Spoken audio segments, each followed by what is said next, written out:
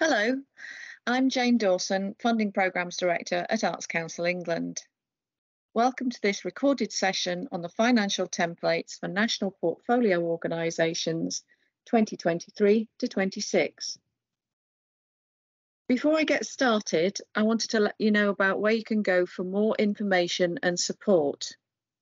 You can find out all you need to know about applying to the National Portfolio on our website, and that's www.artscouncil.org.uk/NPO23. This includes information for getting access support from a member of our team if you need it. This presentation is available on our website in two formats, one with BSL interpretation and the other with subtitles. We also have a glossary of financial terms on our website, along with example templates populated with made-up data. In this session, we'll go through what the templates are, what they're for, why we use them, and what you need to tell us when you're filling them in. The templates are a tool for you to tell us about your organisation's financial information. The purpose of the templates is to make sure that the financial information you'll provide as part of your NPO or IPSO application is consistent and comparable with others so that we can make our decisions fairly.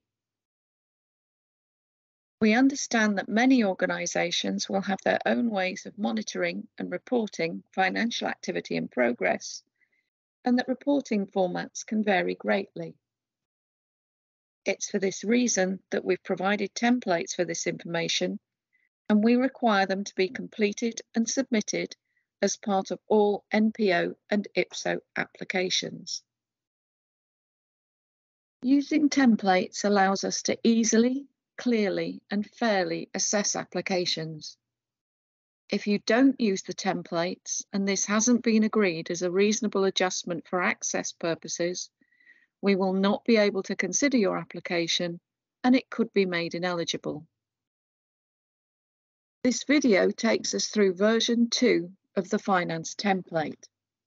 We've developed this revised version to respond to queries we've received from people using it.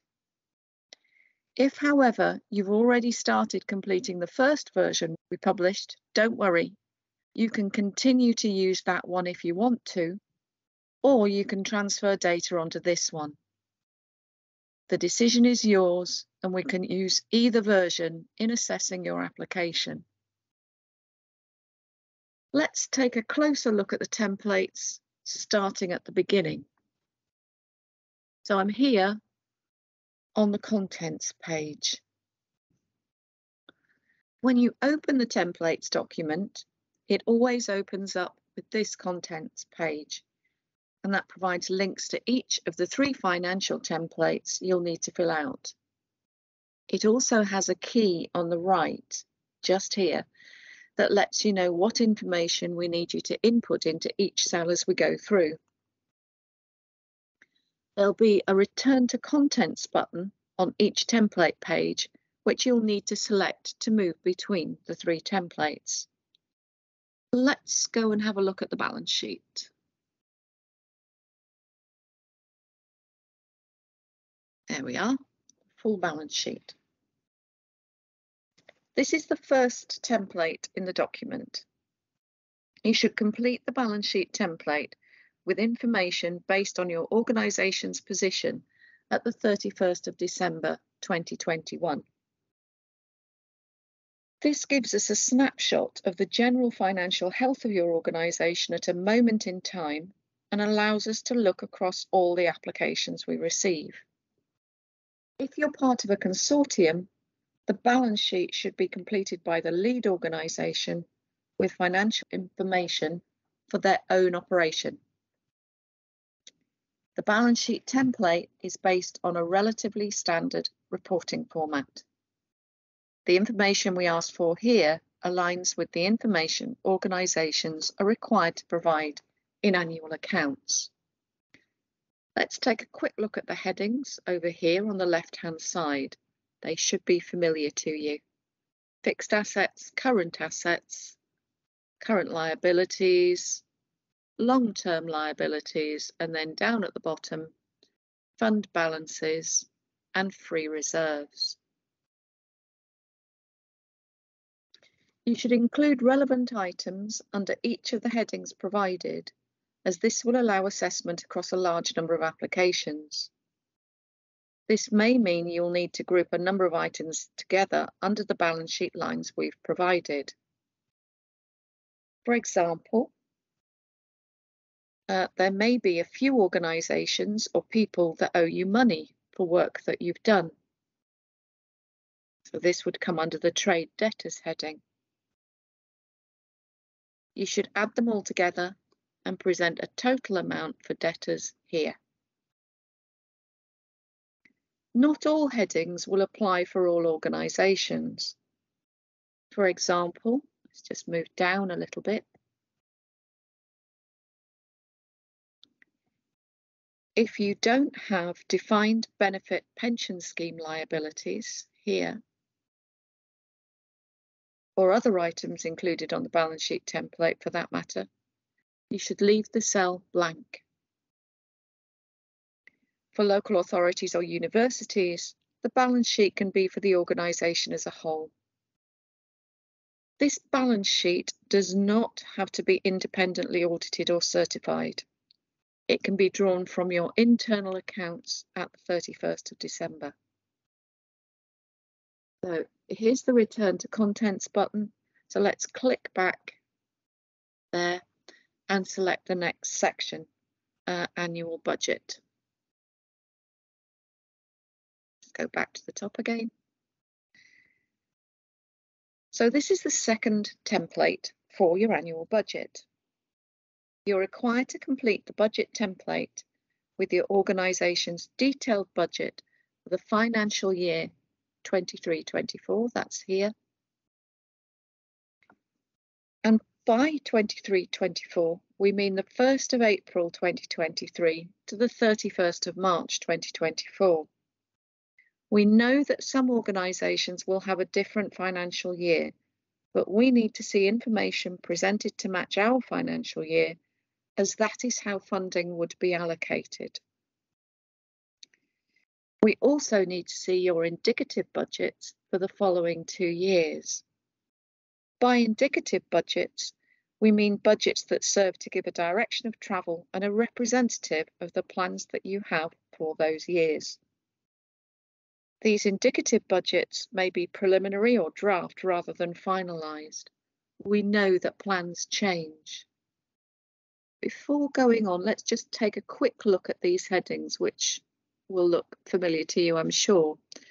So we've got income here with a number of subheadings underneath.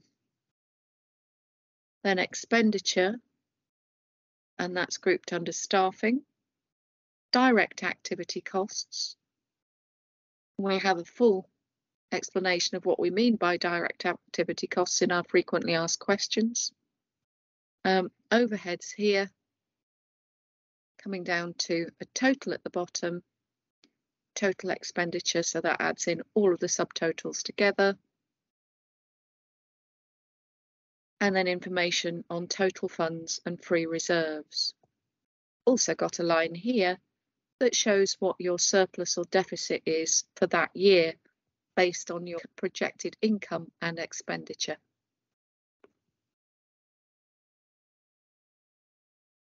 You should include your budgeted income and expenditure within the headings provided in the template.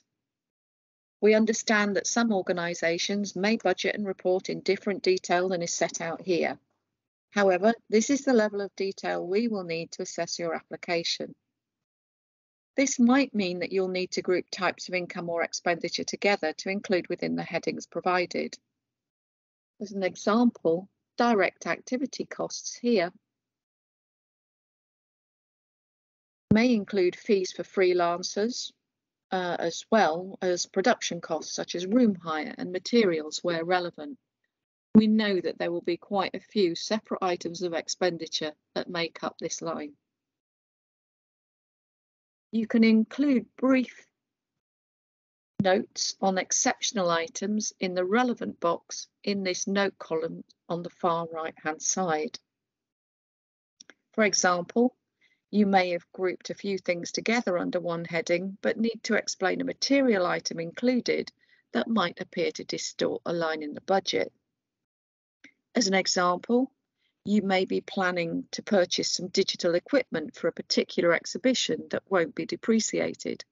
You'd put that in here, in the direct activity costs line in the budget, there, and the explanation here in the notes column. You can use these indicative planning figures to decide whether or not you need to put a note in the far right-hand column. So this fictional digital equipment, for instance, might make your 23-24 figure look a lot bigger than the other 2 years. So you might want to explain that. In some circumstances, a budget may be more appropriate at a department level. This should be exceptional and would normally only apply to local authority organisations or universities. For consortiums, your budget template should be completed for consortium activity. At the bottom of the template down here, in response to feedback, we've added in reserves and fund balances to show the year-end position and how that feeds into the balance sheet. That should be familiar to you, but if not, and you do have reserves and need more information than we've provided on our website, you should discuss how to complete this element with your accountant. Let's pop up to the Return to Contents button and go back so that we can now go in and have a look at the cash flow forecast. Again, I'll just take it back up to the top. Here we go.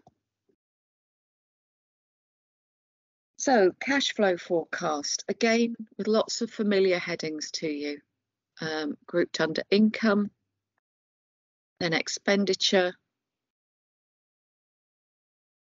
and then information on balances brought and carried forward, and then fund balances at the bottom. So that's just to show movement in cash. I'm just going to go back to the top again so that you can clearly see that we've organised this for the financial year, the 1st of April 2023 to the 31st of March 2024. So going all the way over to here. We go, and totals at the end.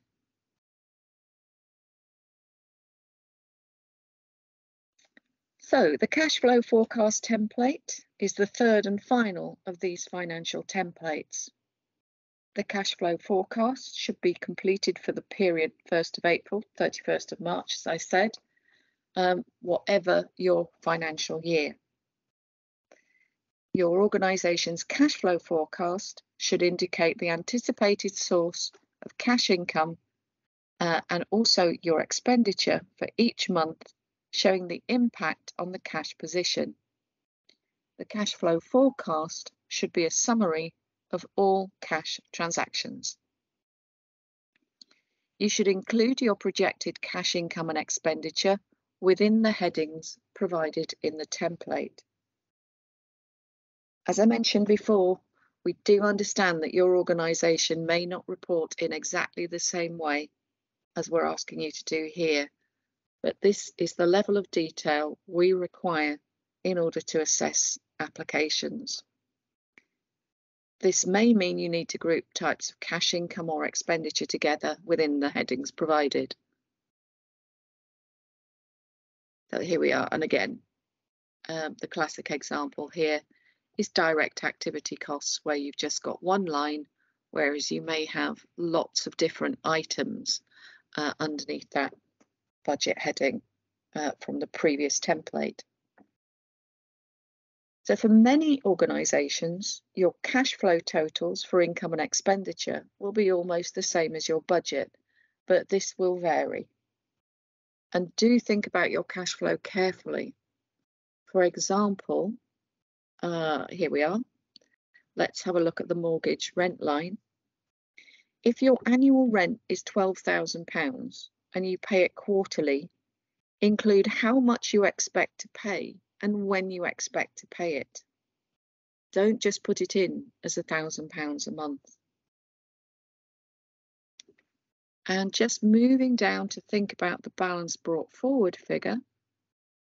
So that's here. After April 2023, it will be calculated automatically, but the balance brought forward figure at the 1st of April 2023 should be your anticipated opening cash balance at the start of that month. You should take it from your cash flow forecast at the point of your application to the 31st of March 2023. And that should include all cash held by your organisation. We do know that it won't be accurate. We know that things change, but please do just be as near to reality as you can be. The closing cash balance for each month should be broken down on the cash flow forecast. So that's like that, I mean down here where we have the fund balances.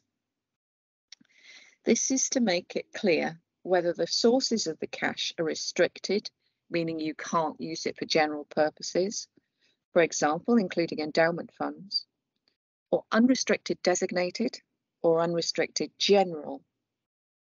Do use, and they're over here, there, do use the glossary of financial terms that's on our website to help you with this. And there is also a publication called Managing Your Funds and Reserves that may help.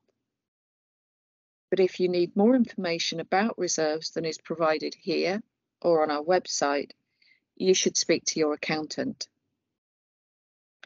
For local authority organisations and universities, the cash flow forecast template should be completed for the service for which you're applying.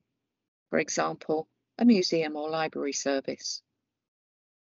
For consortiums, the cash flow forecast template should be completed for consortium activity.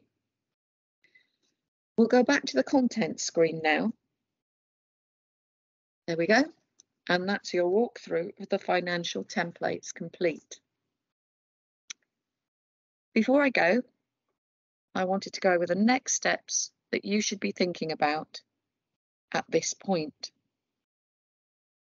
Please do make use of the other resources on our website that I've mentioned, the glossary of terms, the example set of completed templates.